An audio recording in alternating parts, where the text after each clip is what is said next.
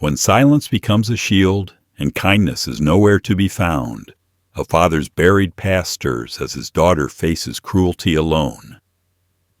Imani's quiet strength is tested in a town where being invisible feels safer than being seen. A silent black girl faces torment at her new school, and no one intervenes, until her father, a man with a violent history he's hidden for years, decides he's had enough of the silence. Imani Reddick stood at the side entrance of Holston Middle, gripping her backpack so tight her knuckles ached. She didn't weep. That wasn't her nature. Her lips stayed sealed, chin tucked, eyes following the wave of students who ignored her completely. She'd figured out early that staying unnoticed was often safer than being acknowledged. Mobile, Alabama wasn't home. Savannah was, or had been. That weathered brick unit with the broken mail slot and Sunday scent of fried fish still lived in her memory. But her father said they needed change. So now they were here, in a duplex with pale walls and neighbors who never smiled. Her first week at Holston had passed in quiet. Teachers were decent, lessons manageable, and the lunches edible. But classmates detected unfamiliarity like bloodhounds smell fear. Imani rarely spoke. Her voice, her father told her, carried meaning. She didn't waste it on filler. Her twists were tidy, shoes spotless, outfit pressed. Nothing loud, just cautious. She avoided notice. But by Thursday, it found her anyway. On her way to science, a lanky boy with peeling cheeks and an arrogant grin blocked her path. "You don't talk much, huh?" he asked, head tilted in mock curiosity. Imani blinked, unsure if it was a question or a threat. "Too good to say hi?" he challenged. "I'm headed to class," she said softly, stepping forward. He shifted and nudged her shoulder, causing her to stagger. "Relax, just being friendly," he said, smirking. She didn't answer, just kept walking, heart racing. His name was Tyler Michaels.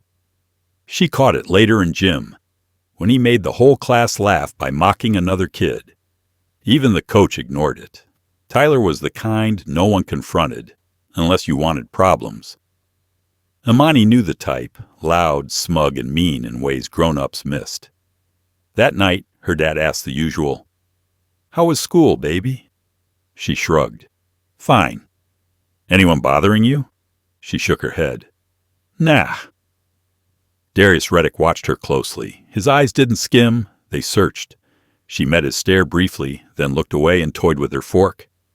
"You can always tell me anything," he said. "I know." He didn't press. He never did. He believed space gave strength. He'd always said quiet kids weren't weak. They were just waiting for the right moment. Imani hoped that still held true. But Holston wasn't Savannah. It wasn't the block where Miss Charlene kept an eye on her when her dad worked late, or where Mr. Jalen handed her peppermints on Sundays. This place felt cold. On Friday, Tyler bumped her tray in the lunch line. Chicken tenders and mashed potatoes hit the tile. "Oops, didn't see you," he said with a grin. Some kids chuckled. Others looked away. The lunch monitor barely reacted. Imani crouched, cheeks hot, face blank. She said nothing, just cleaned up and returned to the back. Tyler walked off like it was nothing. But to her, it wasn't. And this was only the beginning. The worst was yet to come. When silence fails to shield her and cruelty turns brutal, Imani is pushed past her breaking point, until her father's past rises to meet the threat. One shove, one moment, and the cost of being quiet becomes too much to carry. By week 2, the lunchroom humiliation felt like a preview. Tyler had locked in on her. Imani didn't know why. Maybe it was how she didn't flinch like the others. Maybe it was the calm she wore, even when fear churned inside. Whatever the reason, Tyler saw her as a test. It began with whispers trailing her through the corridors, then escalated to sarcastic claps whenever she spoke in class. After acing a surprise English quiz, he yelled, "What's she proving? Trying to win a gold star or something?" During gym, she was picked last. Tyler, standing beside the captain, leaned close and said, "She probably don't even sweat. Thinks she's too clean to stink." Loud enough for 3 others to laugh. Imani stayed still. Silence became her shield. But sometimes silence only feeds the flame. By Wednesday it turned physical.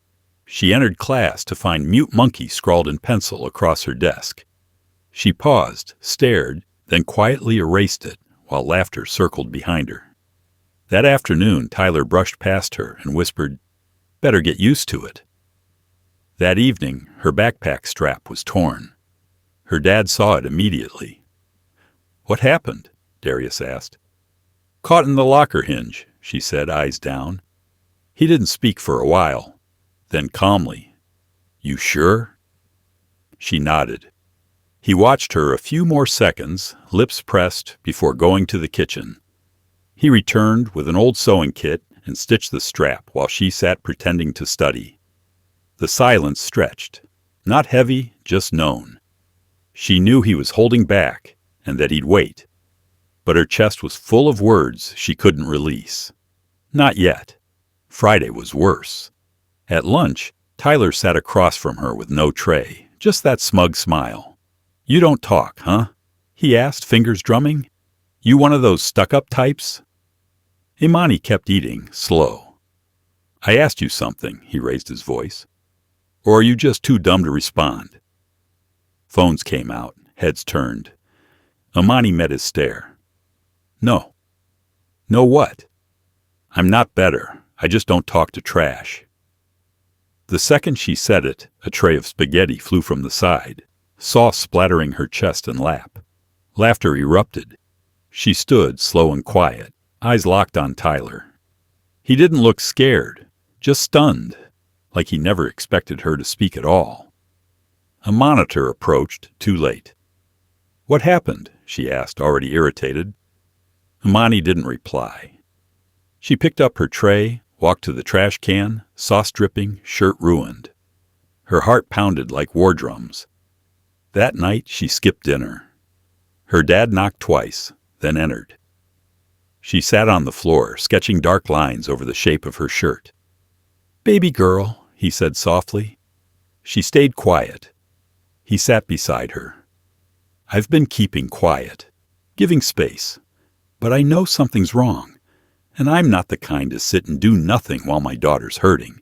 She looked up, voice barely air. "I can deal with it." "I know you can," he said, "but that don't mean you should have to." Neither knew how close the edge was. Tuesday proved it. The school day dragged like soaked fabric. Imani kept to the back of rooms, skipped the cafeteria. She now knew which bathrooms stayed empty, which hallways had cameras, and which didn't. But you can't plan for everything. After 6th period, she walked the east wing. Bare walls, broken lockers, no one around. Her backpack felt heavier, not from books, but from the weight inside her. Shame, rage, and that quiet ache that made her eyes sting for no clear reason. Then came the footsteps. Fast. She didn't look back. Picked up pace. Then the shove. Hard. Her shoulder slammed metal. Her bag hit the floor. "What's your deal, freak?" Tyler's voice barked behind her. Imani turned slowly, breathing steady. "I'm not messing with you," she said. "You think you can talk to me like that and walk away?" He stepped in. "Back off, Tyler." "Or what? You'll snitch?" He grinned. "To who?" "The teachers who pretend you don't exist?" Imani didn't blink. Tyler looked down, then reached for her bag. She stepped to block him. Wrong move. He shoved her, hard. Both hands. Her shoe caught on the wall trim, and her head cracked against the locker's edge. She collapsed, limp, like cut strings. For a moment, silence. Even Tyler froze. Blood traced a line down her cheek. A janitor rounded the corner and froze. "Hey, what the hell?" he shouted, charging over. Tyler bolted. The ambulance was there within minutes. The principal showed up, panic in her voice. The quiet protection Tyler once had gone. By the time Darius got the call, Imani was already at Springdale Medical. The nurse said she was conscious, needed stitches, mild concussion, bruising. Darius didn't speak, just walked to her room, scanning her with eyes that memorized pain. She looked tiny in the bed. Not weak, just smaller than he remembered. She turned, whispered, "I'm sorry." That shattered him. "Don't," he said, kneeling. "Don't say that." Her lips shook. "You told me to come to you when I needed." "I'm here now," he said. "I'm not leaving." He stayed for hours, barely blinking. Nurses came and went. At one point, he quietly asked one how many times the school had reported anything. She checked the chart, then looked at him. None. He stared ahead after that. When they got home, Imani went to bed. Darius didn't. He sat at the kitchen table in the dark, unmoving. Then got up, opened a closet, pulled down a shoebox. No weapons inside. Just a folded note, an old photo of a man he hadn't seen in a decade, and a number, ink-faded with time. He stared at it, then dialed. A voice answered. "Yeah?" Darius replied, "It's me." The voice on the line paused. "Didn't think I'd ever hear from you again," it said. "I need information," Darius replied. "Kid, white, 13, name's Tyler McHale, mobile." There was another silence. "What's this about?" "He put my daughter in the hospital." A longer pause followed, then, "Give me a day." Darius ended the call without a word, didn't even breathe. He just stood there, still. Something deep within him, something he'd buried long ago, was stirring. Not rage, not even violence, just awareness. Calling that number meant more than a favor. It meant opening a door he'd nailed shut. A door that once cracked didn't always close again. 15 years ago, Darius Reddick wasn't Darius. He was Deke. In Savannah, when people said Deke, they dropped their voices. He wasn't loud, wasn't flashy, but he was effective, deadly effective. If someone owed, he collected. If someone vanished, Deke usually knew why. He never pulled the trigger, unless it was personal. It rarely had to be. Deke wasn't a boss. He never wanted the spotlight. He stood just behind the throne, and that's where real power lived. Then came Marissa. She wasn't from that world. She was studying nursing, sharp, beautiful, and no nonsense. When she told Darius she was pregnant, something shifted. He started thinking about legacy, about what his child would see when she looked at him, about how many lies it would take to keep her from the truth. But Marissa never made it to the delivery room. A rainy night, a drunk driver. Gone in an instant. All Darius had left was a 5-pound baby girl with Marissa's eyes, so he vanished. Left Savannah. Cut ties. Sold the cars. Burned the phones. He made himself invisible. For Imani. For 14 years. But after seeing her in that hospital bed, blood dried on her cheek, that vow began to fray. The call he made that night was the first thread pulled. The man he'd called, Terrence Bug Nichols, wasn't a friend. Not exactly.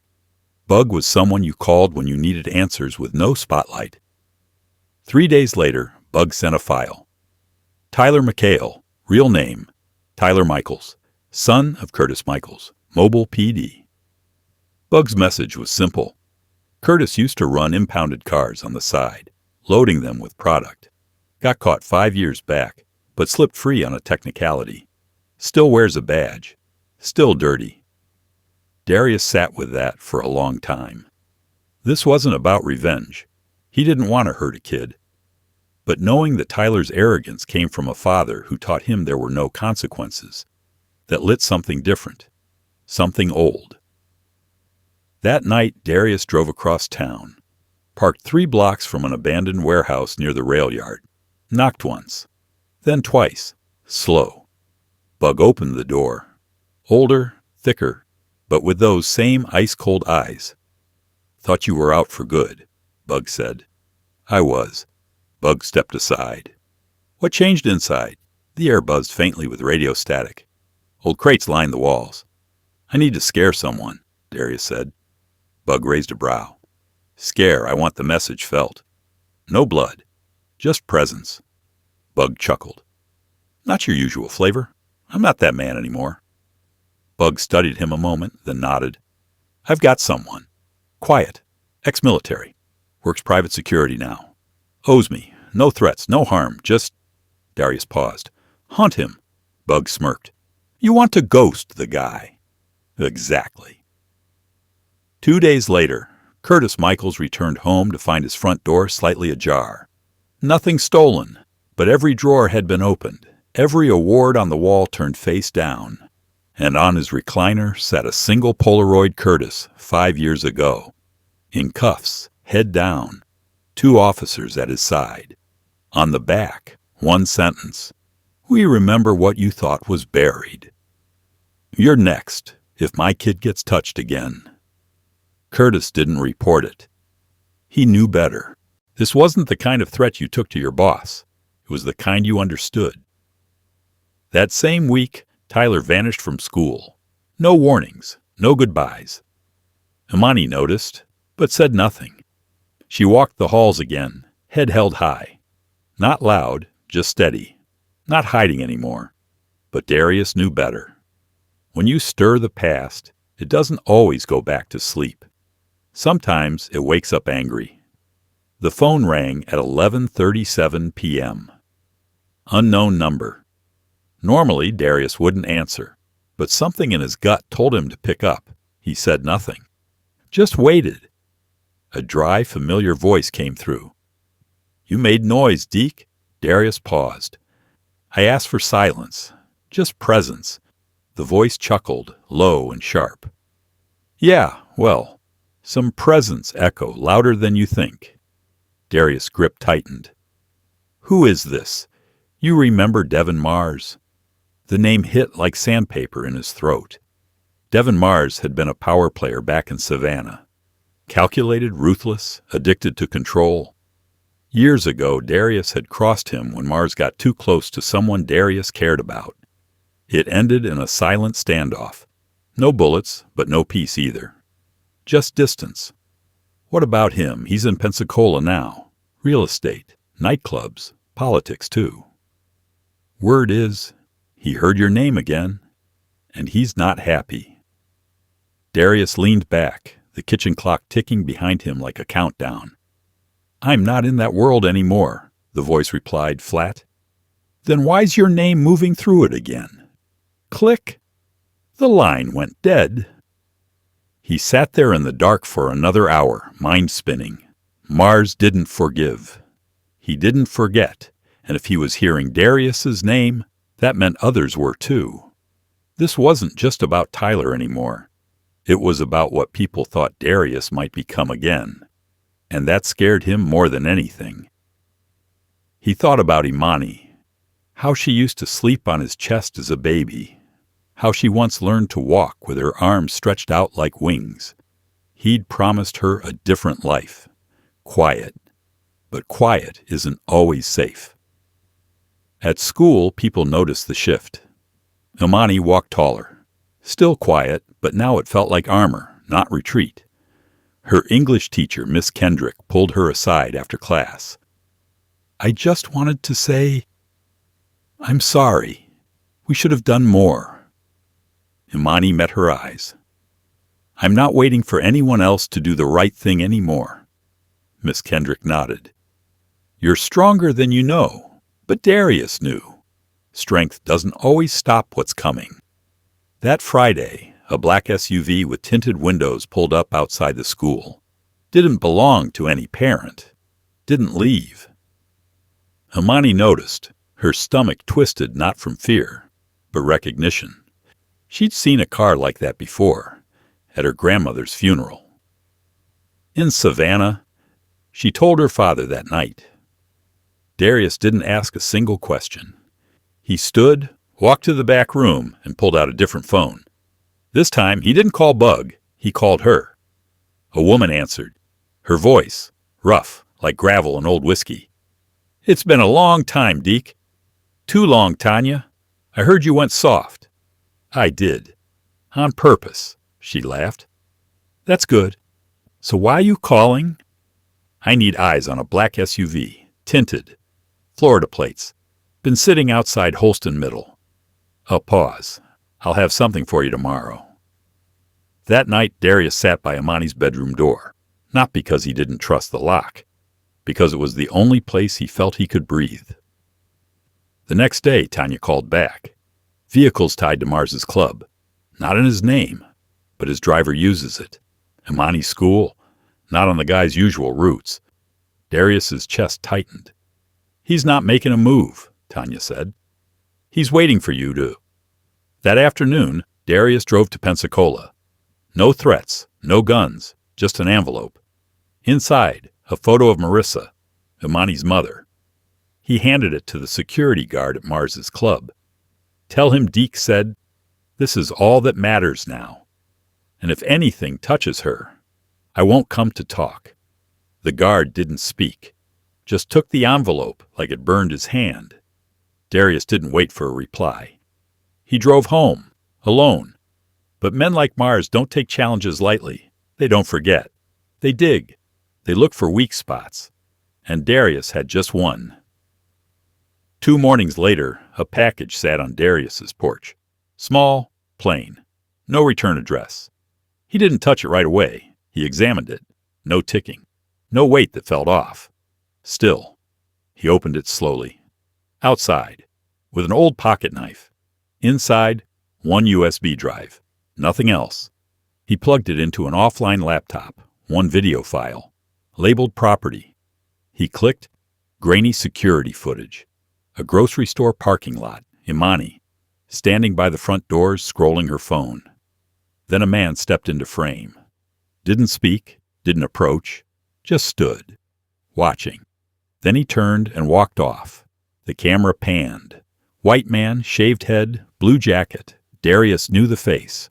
Mars's old enforcer, still alive apparently. No threats were spoken, none needed. The message was crystal clear. We can get to her. Any time. Darius closed the laptop and stood there. Still, silent, burning. Darius walked into the bathroom and stared into the mirror. The man looking back didn't look like Deke anymore. His beard was threaded with gray. But somewhere deep inside, the sharpness, the cold steel of who he used to be, was still there. He picked up his phone and made one final call. I need everyone. Same room. 3 hours later, he was in the back room of a body shop in Foley. 5 men sat around him, men with histories that never made it to paper. Why are we here? One asked. They threatened my daughter, Darius said. No one asked for proof. No one needed to. The way he said it told them everything. They want to scare me back into silence, he continued. But I've been quiet for 14 years. That's enough. So what's the play? Darius leaned forward. We don't go to war. We go to roots. Every man Mars touches, we shine a light on. His deals, his secrets, his shadows, we make them public. You trying to ruin him? One asked. No, Darius said. I'm reminding him. Just because I walked away doesn't mean I forgot how to move. They nodded. For the next 3 days, Darius orchestrated a quiet demolition. Public records landed in the inboxes of journalists. Compromising photos made their way to wives. Unreported bank accounts found their way to the IRS. One of Mars's clubs got flagged for health violations. Another lost its liquor license overnight. No guns, no threats, just truth, legal and loud. By Friday, the black SUV stopped showing up at Imani's school. No calls, no retaliation, just silence. But Darius knew it wasn't finished.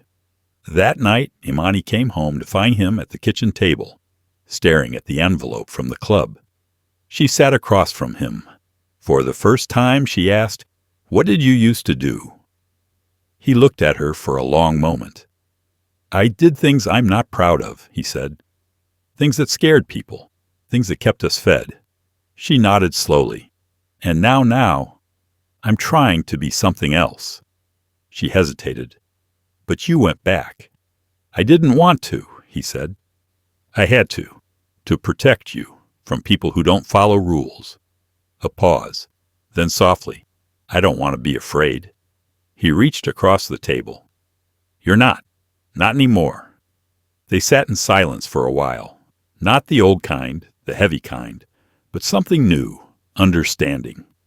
The next week at school, Imani volunteered to read her essay aloud in English class. Her voice didn't tremble. It was about courage. Not the kind in story. The kind where you show up anyway, where you speak even when your voice is the only one.